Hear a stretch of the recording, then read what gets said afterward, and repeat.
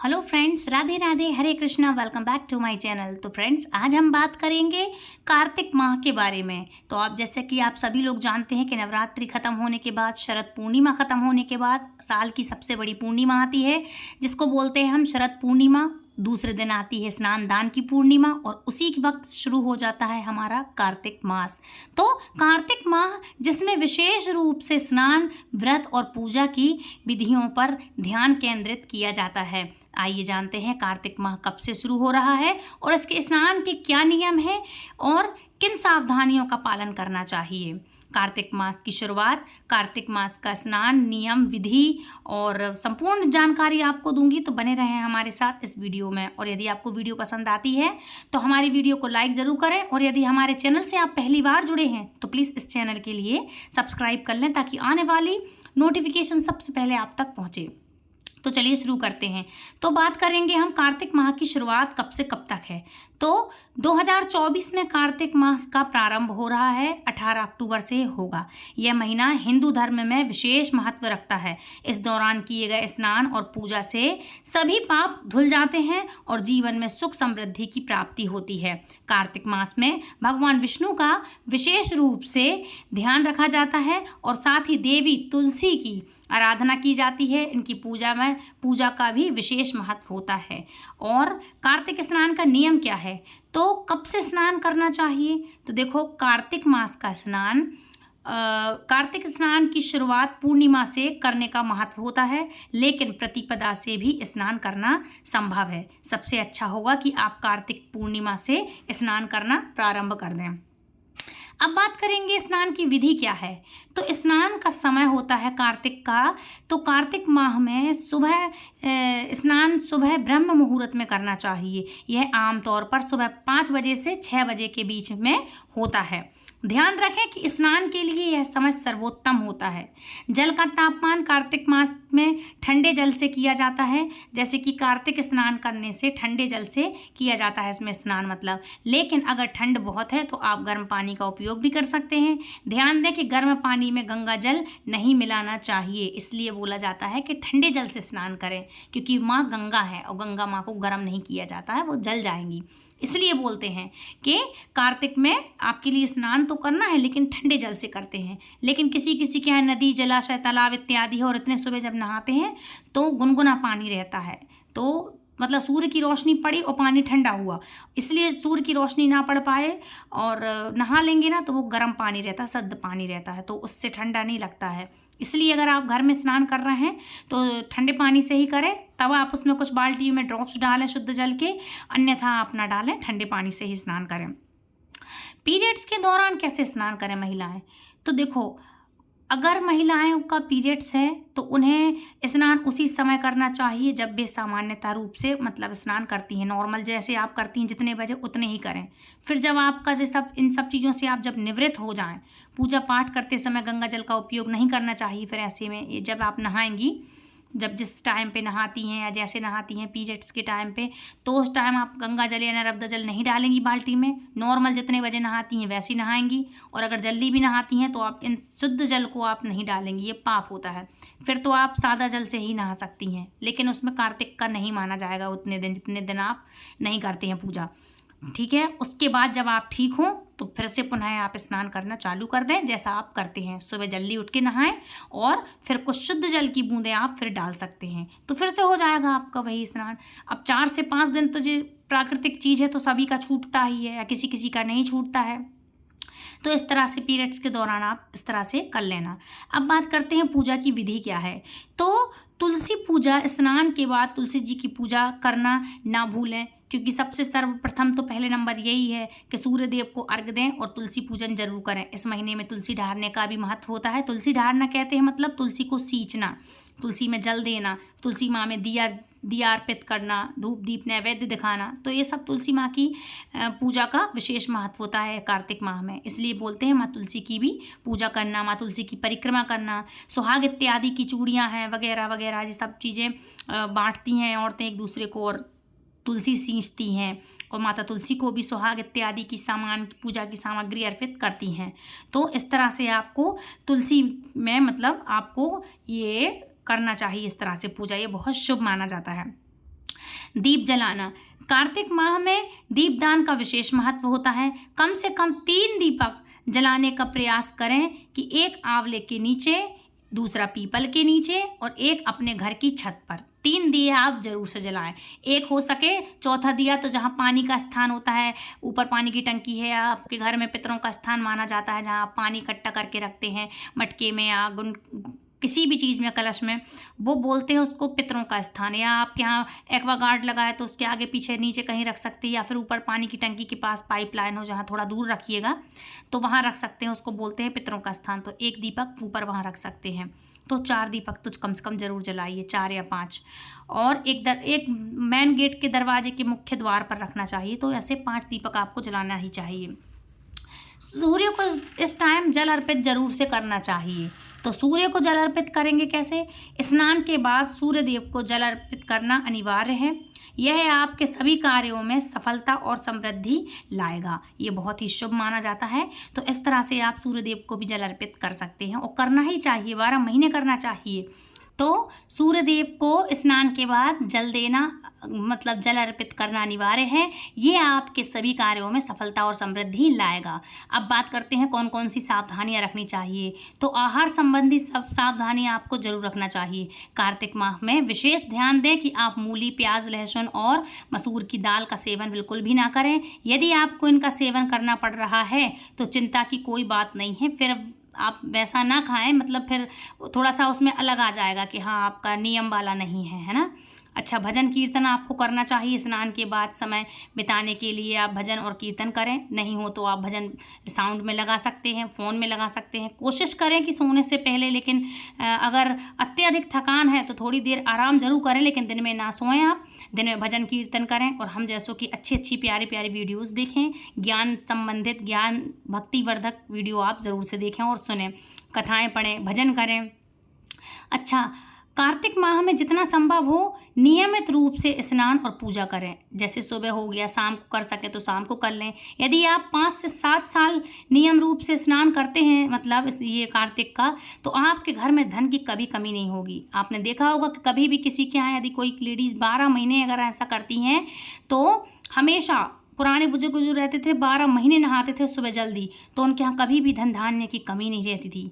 अच्छा, तुलसी की परिक्रमा कम से कम 5, 7, 11 या 21 आपको ज़रूर से रोज़ लगाना चाहिए। इससे माँ तुलसी प्रसन्न होती हैं और यह आपके जीवन में सुख समृद्धि लाती हैं। माँ तुलसी का पूजन करना इन दिनों में बहुत ही ज़्यादा लाभदायक होता है और ये खास दिन होते हैं जो माता तुलसी को समर्पित होते हैं, भगवान विष्णु को समर्पित होते हैं, क्योंकि कार्तिक का महीना भगवान विष्णु को समर्पित होता है और उन्हें अत्यधिक प्रिय है। तो ये थी आज की जानकारी और आज हम बात करेंगे अब प्रथम अध्याय की, कार्तिक मास के प्रथम अध्याय की। तो शुरू करते हैं। तो नैमिषारण्य तीर्थ में श्री सूत जी महाराज 28,000 शौनक आदि ऋषियों से बोले, अब मैं आपके सामने कार्तिक महात्म्य की श्रेष्ठ कथा कहता हूँ, जिसे सुनकर मनुष्य सब प्रकार के पापों से छूटकर वैकुंठ को प्राप्त कर लेता है। सूत जी ने कहा, श्री कृष्ण जी से आज्ञा लेकर नारद जी के चले जाने पर सत्यभामा प्रसन्न होकर श्री कृष्ण से बोली, हे नाथ, मेरा जीवन सफल हो गया। मेरे माता पिता भी धन्य हैं जो आपकी 16,000 रानियों में से मैं अत्यधिक प्यारी हुई।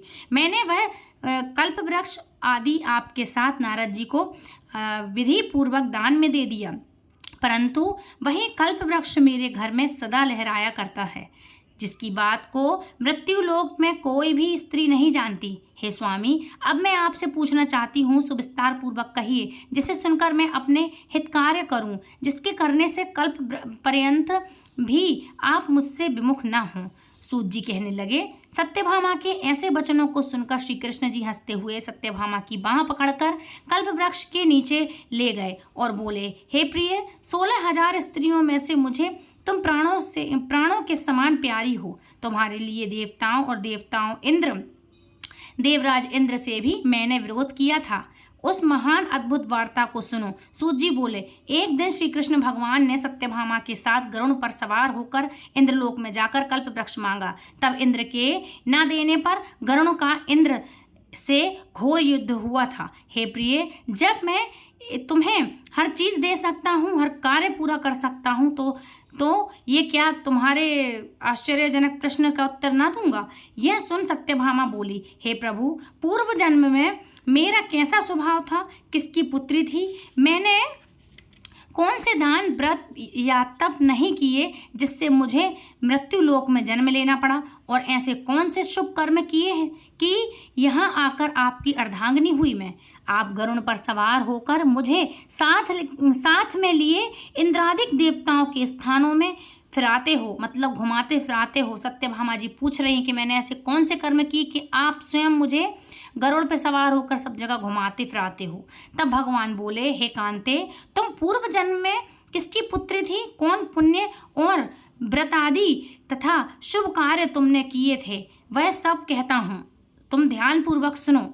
पूर्व समय में सतयुग के अंत में मायापुरी में अग्निहोत्र में देवों और यज्ञों का जानने वाला देव शर्मा नाम का एक ब्राह्मण रहता था। वह रोज अतिथियों की सेवा, हवन और सूर्य भगवान की पूजा किया करता था, इसलिए सूर्य की तरह तेजस्वी था।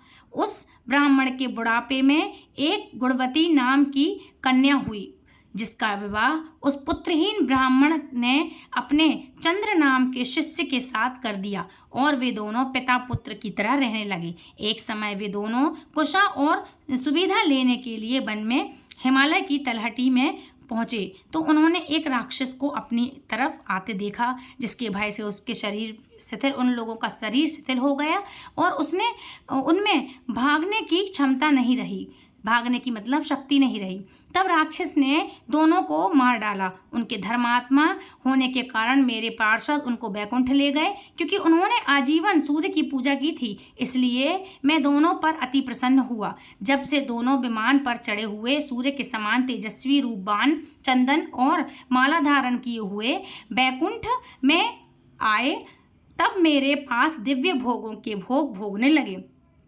तब श्री कृष्ण भगवान बोले, हे प्रिय, जब गुणवती ने राक्षस द्वारा अपने पिता और पति का मरना सुना तो वह दुखित हुई और रुदन करने लगी कि हे स्वामी, हे पिता, आप मुझे छोड़कर कहाँ चले गए, मैं आपके बिना क्या करूं, अब मेरे भोजन वस्त्र का प्रबंध कौन करेगा, अब मैं किसकी शरण लूं, मैं विधवा हो गई हूँ, विधवा का मेरे ऊपर कोप हुआ है, मैं कैसे जीऊँ। श्री कृष्ण बोले, कुकरी के समान विलाप करती हुई, हवा से हिलते हुए केले के पत्ते की तरह कांपती हुई वह पृथ्वी पर गिर पड़ी। थोड़ी देर में सावधान होने पर फिर विलाप करने लगी और शोक समुद्र में डूब गई। उस गुणवती ने घर की सब वस्तुएं बेचकर यथाविधि से अपने पति की परलौकिक क्रिया की और उसी नगरी में विष्णु भगवान की भक्ति में तत्पर होकर इंद्रियों को वश में शांति से रहने लगी। मरण तक एकादशी, उसके उपरांत उसके मरण तक एकादशी और कार्तिक मास के व्रत आदि करती रही वो। हे प्रिय, यह दोनों व्रत मुझे अत्यधिक प्यारे हैं, जिसके करने से भोग मोक्ष की प्राप्ति होती है, पुत्र और संपत्ति मिलती है। कार्तिक की तुला राशि पर सूर्य निकलने पर महापापी जो भी प्रातःकाल स्नान करते हैं वे भी मुक्ति को प्राप्त होते हैं। जो मनुष्य स्नान, जागरण, दीपदान और तुलसी का पालन करते हैं वे मनुष्य के रूप हैं।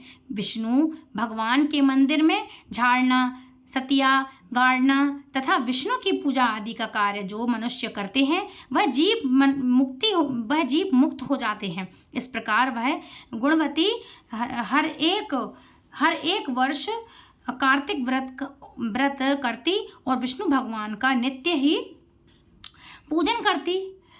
एक समय वृद्धावस्था के कारण दुर्बल होने से, रोग और ज्वर से पीड़ित होने पर भी गंगा स्नान करने को वो गई। जो ही पानी में उतरी ठंड के कारण कांपने लगी। उसी समय गुणवती ने आकाश से आता हुआ एक विमान देखा। शंख, चक्र, गदा, पद्म आदि आयुधों को लिए हुए विष्णु के रूप धारण करने वाले, पार्षद गरुण की ध्वजा वाले, अप्सराओं से युक्त ऐसे विमान में बैठकर बैकुंठ को ले गए। प्रदीप्त अग्नि के समान कार्तिक कीर्ति वाली गुणवती विमान में बैठ गई और कार्तिक व्रत के प्रभाव से मेरे पास आ गई। जब ब्रह्मादिक देवताओं की प्रार्थना से मैं पृथ्वी पर आया तब वे गण भी मेरे साथ आए। हे भामिनी, ये सब यादव मेरे गण हैं और तुम्हारे पिता देव शर्मा भी इस जन्म में शत्राजित हुए हैं और तुम्हारे पति चंद्र शर्मा इस जन्म में अक्रूर हैं। और हे देवी, तुम वही गुणवती हो जो कार्तिक के स्नान के प्रभाव से मेरे लिए अत्यंत प्रिय हो। तुमने तो मेरे मन मंदिर के सामने तुलसी का बगीचा लगाया, उसी से यह कल्प वृक्ष तुम्हारे आंगन में है। कार्तिक में जो पहले तुमने दीपदान किए हैं उसी फल से तुम्हारी सुंदर देह और घर में लक्ष्मी देवी का निवास है, जो संपूर्ण व्रताधिक पति स्वरूप भगवान को अर्पण किए थे। इसलिए तुम मेरी पत्नी बनी हो और तुमने जन्म मृत्यु तक जो कार्तिक व्रत करने वाले तुम्हारे समान मेरे प्रिय होंगे। सूत जी बोले, सत्यभामा जी अपने पूर्व जन्म का सब हाल जानकर बहुत प्रसन्न हुई। तो फ्रेंड्स, ये थी आज की कथा अध्याय 1 की। नेक्स्ट अध्याय में सुनेंगे अध्याय 2 का, कार्तिक मास का अध्याय 2। अब चलते हैं आरती की तरफ। ओम जय जगदीश हरे, स्वामी जय जगदीश हरे, भक्त जनों के संकट क्षण में दूर करे। ओम जय जगदीश हरे, जो ध्यावे फल पावे, दुख विन से मन का, स्वामी दुख विन से मन का, सुख संपत्ति घर आवे, कष्ट मिटे तन का। ओम जय जगदीश हरे, मात पिता तुम मेरे, शरण गहूँ मैं किसकी, स्वामी शरण गहूँ मैं किसकी, तुम बिन और न दूजा, आस करूँ मैं किसकी। ओम जय जगदीश हरे, तुम पूर्ण परमात्मा, तुम अंतर्यामी, स्वामी तुम अंतर्यामी, पार ब्रह्म परमेश्वर, तुम सबके स्वामी।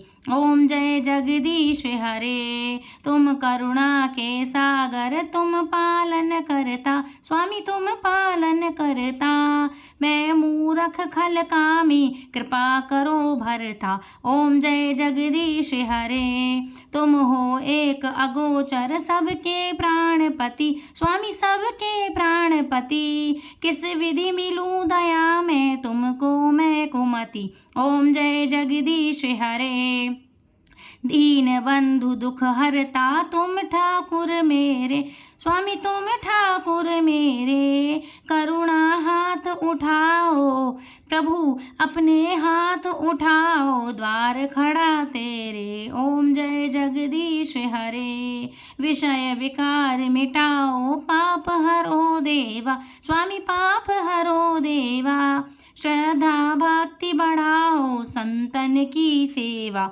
ओम जय जगदीश हरे, श्री जगदीश जी की आरती जो कोई नर गावे, स्वामी जो कोई नर गावे, कहते शिवानंद स्वामी मनवांचित फल पावे। ओम जय जगदीश हरे, बोलो जगदीश भगवान की जय, लक्ष्मी माता की जय, माता तुलसी की जय, कार्तिक भगवान की जय, कार्तिक के महीने की जय। तो फ्रेंड्स, ये थी आज की कथा एवं आरती। आई होप आज की कथा आपको पसंद आई होगी। यदि वीडियो पसंद आई तो प्लीज़ लाइक शेयर कमेंट करें, चैनल सब्सक्राइब करें एंड बेल आइकन को ऑल पे प्रेस करें, ताकि आने वाली वीडियो की नोटिफिकेशन सबसे पहले आप तक पहुंचे। मिलती हूँ नेक्स्ट वीडियो में, तब तक के लिए राधे राधे, हरे कृष्णा, हैप्पी कार्तिक।